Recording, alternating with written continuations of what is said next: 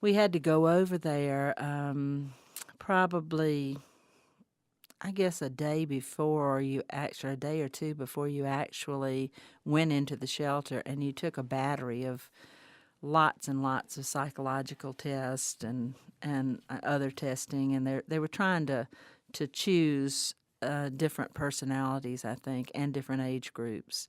And I know they had people there. They chose 30 people, and they chose people from age 7 to 70.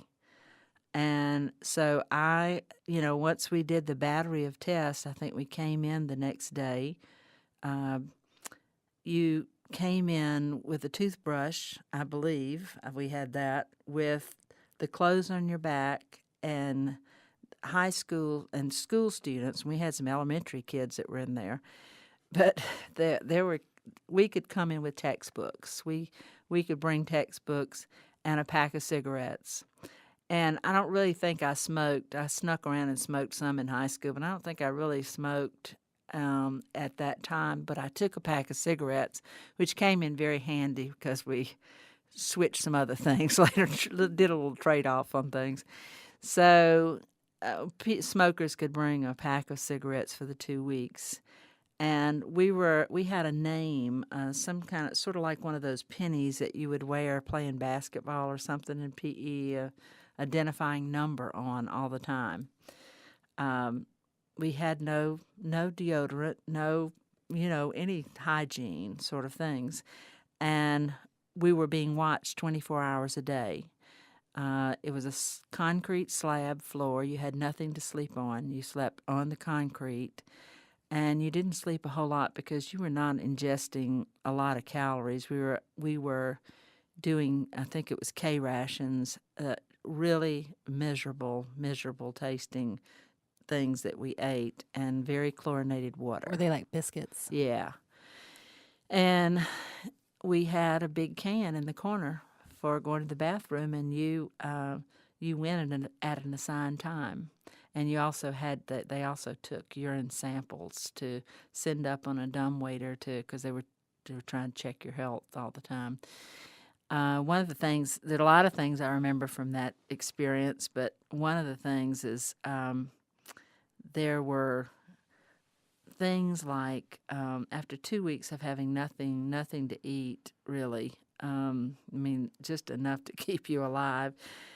They would have smells that they could bring down to the shelter, and it was very dark. I mean, it was like you were in an underground shelter, and it would be a smells of coffee and fried chicken and other yummy sorts of things to see how you would react to that. They would also have, How did you react to that?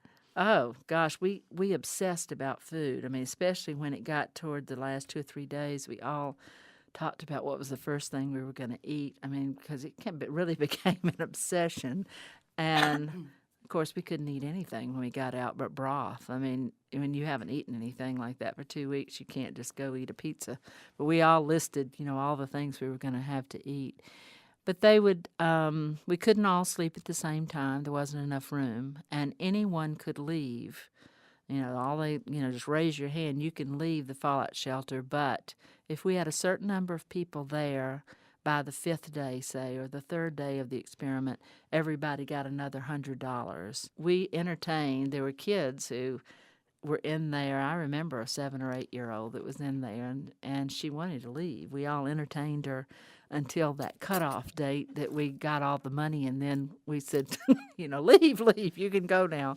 But so they it was very well planned. They had all of these different motivators for getting people to stay in. And to my recollection, I believe that we only lost for 5 people. But every time, I don't mean lose, they didn't die. I mean they left on their own accord. The every time that they would that a person would leave, they would decrease the space by a certain amount of square footage, so that you never had more space by anybody leaving. So we had to, you had to place bodies at a certain way to sleep, and people slept at different times of the day. And again, there wasn't a lot of sleeping. We did, this is the kind of thing sociologically that's so interesting. We did organize ourselves into into different groups, not to go crazy. We celebrated all the holidays of the year. I was, of course, elected social chairman, so I planned all. I mean, for the rest of my life, planned all the different events we were having. We had discussion groups on all sorts of social issues in there. We had someone who knew how to hypnotize, and he hypnotized us for entertainment while we were in there. We cut up all the school kids, of which there were very few. I don't remember how many, two or three of us, cut up our textbooks, or I guess we tore them. We didn't have any scissors, and made playing cards out of them. So you get very inventive when you think you have absolutely nothing in there. I mean, absolutely nothing. You're given a certain amount of water. You're given a certain amount of toilet paper squares per day. Then you become very inventive. Did you feel scared at any time? No, that didn't work. They would have different announcements about the bomb dropping, and they would try to simulate that everybody just kind of laughed that off. That didn't work for them at all. But I So, mean, even knowing that you oh weren't, just by the fact of no, being there and being deprived of. no. I mean, I think that I certainly looked at it as an adventure, and it was just something really, really interesting. And I remember going home and 2 weeks doesn't sound like much, but when you have 2 weeks of totally unstructured time, that's a long, long time. And I remember just flushing the toilet at home and thinking, whoa, that is really a good thing there. So it was a great experience.